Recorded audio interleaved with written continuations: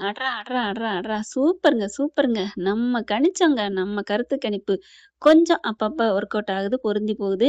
நான் மாசமா இருக்கேன்னு வாந்தி எடுக்கிற மாரி சந்தா பண்றாங்கன்னு போட்டோமா, அதே மாரி தான் இப்ப கர்ப்பமா இருக்கேன்னு சொல்லிர்றாங்க. அவங்க ஹிந்தில தான் சொல்றாங்க. ஆனா ஒண்ணுங்க, நம்ம சேரன் ஆம்பளையா இருக்கானே, ஆம்பளையானா என்ன போங்க. சந்தா எத சொன்னாலும் சரி, ஓகே அப்படிங்கிற மாரி, ஆமா, ஆமா அப்படின்னு தலைய ஆட்டிர்றாரு. புரிஞ்சு ஆட்டுனாரோ, புரியாம ஆட்டுனாரோ, ஆனா புரியாம மட்டும் இல்ல புரிஞ்சு மட்டும் இருந்துச்சுன்னு வைங்களேன், ஆ என்ன அப்படின்னு அவர் மட்டும் சொல்லியிருந்தாருன்னா, பாவங்க சந்தா கால வாரி விட்டுருப்பாரு. ஆனா ஏதோ ஆமான்னு சொன்ன கையோட அனீஸும் இருந்துட்டு, "பாத்தீங்களா, பையாவும் ஒத்துக்கிட்டாரு, ஒத்துக்கிட்டாரு. டக்குன்னு என் தங்கச்சி கர்ப்பமா இருக்கா போல இருக்கு. அதனால தான் தங்கச்சி கர்ப்பமா இருக்கிறதுனால தான் நானுமே பையாவுக்கு கல்யாணம் பண்ணி வைக்கலாம்னு நெனச்சேன்."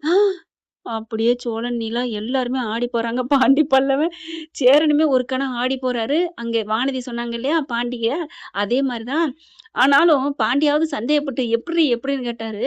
இவர் சேரன் என்ன பண்றாரு, அவருக்கு தெரிஞ்ச கையோட அவங்க அனி சொன்ன கையோட பாக்குறாரு நம்ம ஆள. சந்தாவ பார்த்தோனே சந்தா அப்படியே கண்ண மூடி நிமிக்குது. அதாவது "ஏன் சொல்ற?" அப்படின்னு தான் கேட்கிறாரு. மத்தபடி அவ கர்ப்பமா இருப்பா, நான் இல்லடி அதுக்கு காரணம் அப்படிலாம் அவர் நெனைக்கல.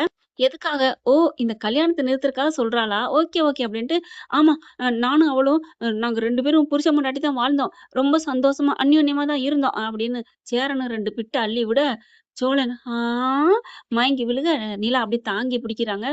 என்ன என்ன சோழா? நிலா நம்ம தான் காதல் மன்னன்னு நெனச்சா, எங்க அண்ணன் கல்யாண மன்னனா இருப்பான் போல இருக்கே. இல்ல, இல்ல காம மன்னனா இருக்கான். ஐயோ! குடும்பமே நடத்தியிருக்கான். நான் உன்கிட்ட குடும்பம் நடத்துறதுக்கு 1 வருஷம் ஆச்சு. உன் கைய புடிச்சு, கால புடிச்சு, காக்கா புடிச்சு எப்படிலாம் கஷ்டப்பட்டேன். அண்ணன் வேற லெவல் தான் அப்படின்னு சொல்ல, சும்மா இருங்க" அப்படின்னு சொல்லிட்டு எல்லார்கிட்டயும் பேசுறாங்க. "இங்க பாருங்க ஒரு பொண்ணு கர்ப்பமா இருக்கு. அது அவங்க காரணமானவங்கள சேர்த்து வைக்கணும். ப்ளீஸ்மா உங்க பொண்ணு வாழ்க்கை. நாளைக்கு இவங்க கட்டிட்டு போனாலும் நிம்மதியா வாழ வைப்பாங்களா என்ன?" "அடச்சீ!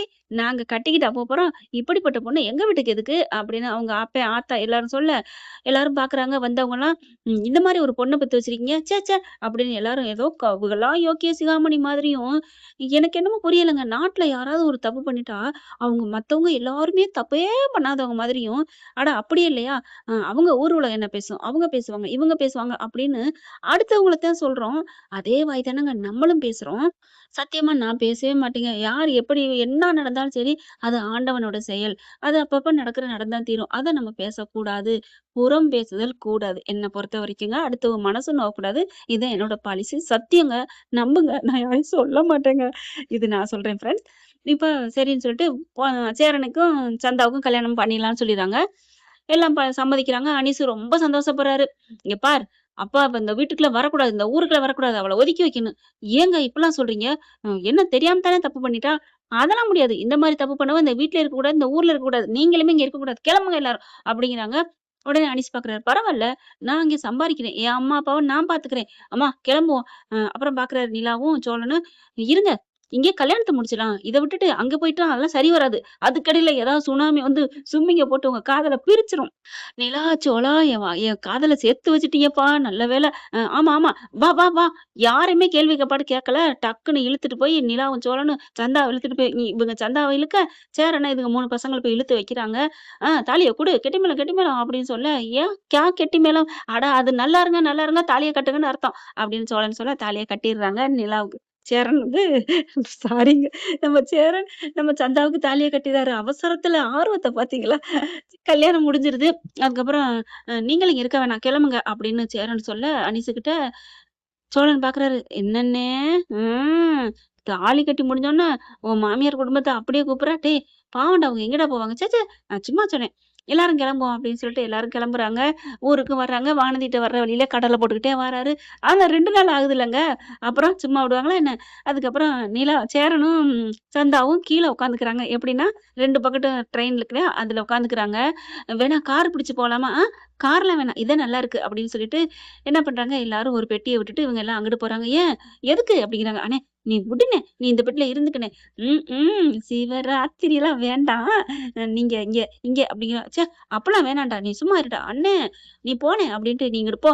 என்ன பண்றாங்க, அந்த பெட்டிக்கிட்ட எல்லாம் தூங்கிர்றாங்களா? கரெக்ட்டா விரிச்சு, விரிச்சு கொஞ்சம் பூவெல்லாம் தூவி, "நீங்க ட்ரெயின்ல ஃபர்ஸ்ட் நைட் கொண்டாடுங்கண்ணே" அப்படின்னு சொல்றாரு நம்ம சோழன். "ஏன்டா?"